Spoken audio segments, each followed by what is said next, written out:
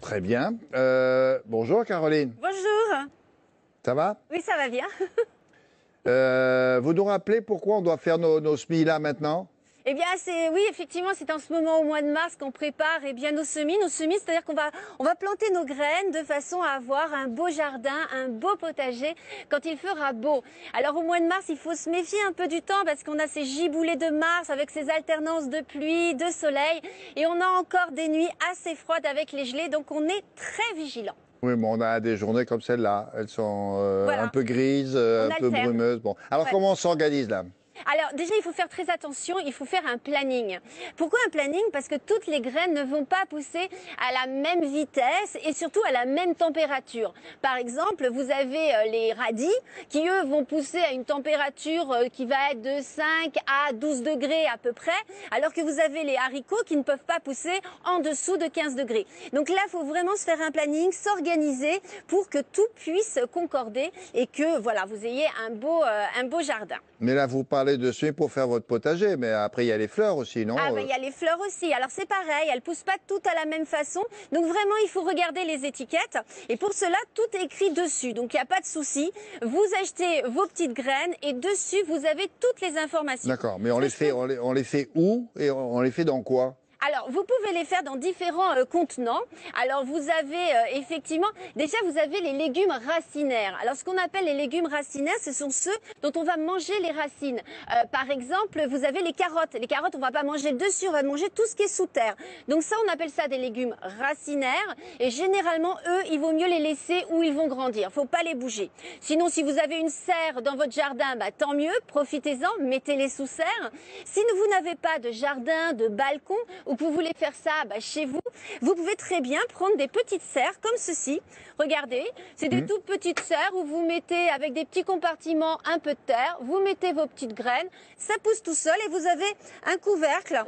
Ça coûte aux environs de 20 € ces petites serres. Vous mettez le couvercle, comme ça il y a la bonne température à l'intérieur et c'est parfait. Et ça fait pousser quoi? C'est pour un potager, ça, ou ça marche pour les fleurs? Tout ce que vous voulez, par exemple. Si vous voulez des Non, mais belles ça tomates, pousse très haut alors. Ça peut pousser. Si vous voulez des belles tomates pour cet été, eh bien vous mettez vos petites graines, ça va pousser. Une fois que vous aurez vos plants de tomates qui sont de cette taille à peu près, d'ici 2 mois, vous les prenez et vous les mettez en terre. Ah, donc, voilà. Voilà, c'est maintenant que vous allez préparer. Donc vous avez les petites serres, vous avez les pots en tourbe. Alors c'est ça, les pots en tourbe, ce sont des pots en fait qui sont biodégradables. Donc vous allez mettre la terre dedans et en fait vous allez prendre le pot et le mettre directement en terre parce qu'il va se résorber comme ça dans la terre, se mélanger à la terre très facilement. Donc ça, c'est des pots en tourbe. Donc vous avez aussi avec le petit compartiment, pardon. Vous avez également le papier journal. Alors ça, c'est... Comment ça, le papier journal? Eh ben, vous prenez une bande de papier journal, comme ça. Vous la roulez, cette bande de papier journal. Alors, soit vous prenez comme moi un petit maillet ou pas, parce que vous pouvez le faire à la main. Vous pliez comme ça. Et là, vous avez votre petit pot. Donc, regardez, là, on a composé des petits pots comme ça, à semis. C'est très mignon, ça amuse les enfants. Vous mettez de la terre à l'intérieur, votre petite graine. Et une fois que ça pousse, pareil, même système. Vous prenez ça, vous le mettez en terre. Ça va être biodégradable. Ah oui, c'est ça. Le journal s'élimine de lui-même. D'accord. Voilà. On choisit quoi comme terreau? Alors, pour le terreau, vous avez plein de sortes de terreaux. Vous avez le terreau à semis que vous pouvez trouver dans le commerce. Vous avez également du terreau à base de mycorhize. Alors, le terreau à base de mycorhize, c'est du terreau en fait avec des champignons à l'intérieur et qui va favoriser la pousse des racines. Sinon, vous avez quelque chose assez extraordinaire. Ce sont ces petites pastilles.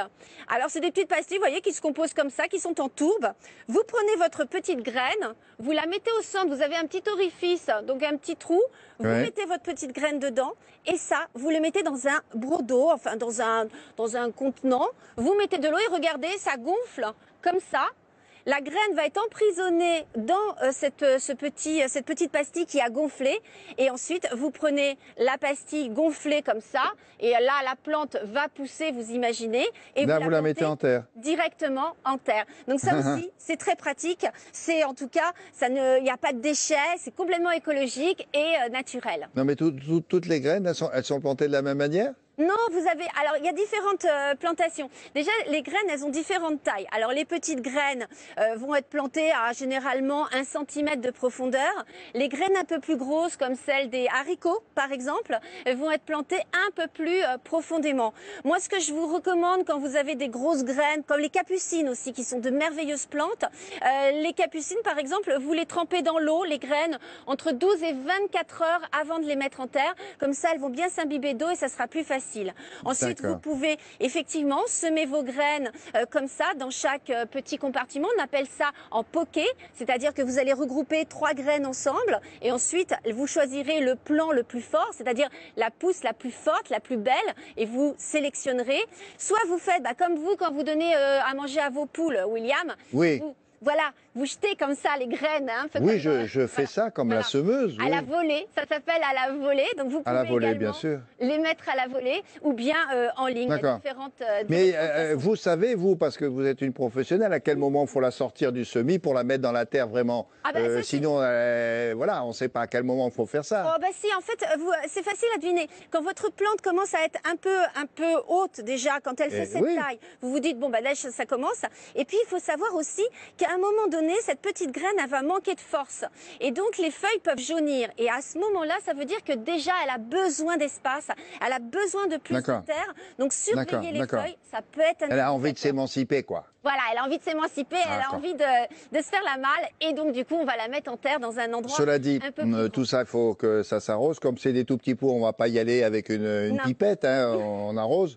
On arrose, mais attention, parce que ce sont des graines qui sont fragiles et qui peuvent s'éparpiller. Donc on y va tranquillement, on n'arrose pas comme un bourrin, hein. On n'y va pas, alors je te fous un coup d'eau. Non, on y va tranquillement. Généralement, on verse de l'eau en eau de pluie, on y va tranquille.